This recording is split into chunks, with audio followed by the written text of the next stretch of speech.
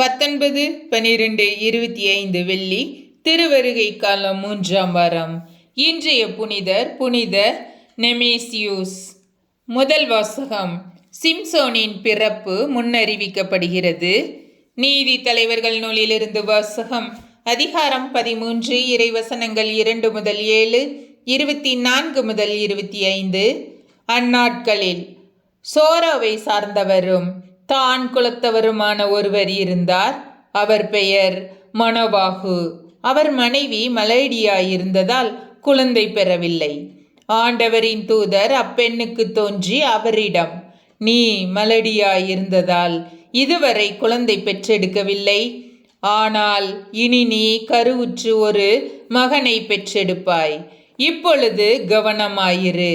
திராட்சை ரசமோ மதுபானமோ அருந்தாதே, தீட்டான எதையும் உண்ணாதே. ஏனெனில் நீ கருவுற்று ஒரு மகனை பெற்றெடுப்பாய். சவர கத்தி அவன் தலைமீது படக்கூடாது. ஏனெனில் பையன் பிறந்ததிலிருந்தே கடவுளுக்கென நாசீராக இருப்பான்.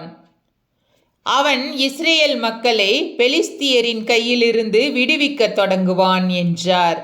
அப்பெண் தம் கணவரிடம் வந்து கூறியது, கடவுளின் மனிதர் என்னிடம் வந்தார். அவரது தோற்றம் கடவுளின் தூதரின் தோற்றம் போல் பெரிதும் அச்சத்திற்குரியதாக இருந்தது. அவர் எங்கிருந்து வந்தார் என்று நான் அவரை கேட்கவில்லை. அவரும் எனக்கு தம் பெயரை அறிவிக்கவில்லை. அவர் என்னிடம், இதோ நீ கருவுற்று ஒரு மகனை பெற்றெடுப்பாய். ஆகவே நீ திராட்சை ரசமோ மதுபானமோ அருந்தாதே, தீட்டான எதையும் உண்ணாதே.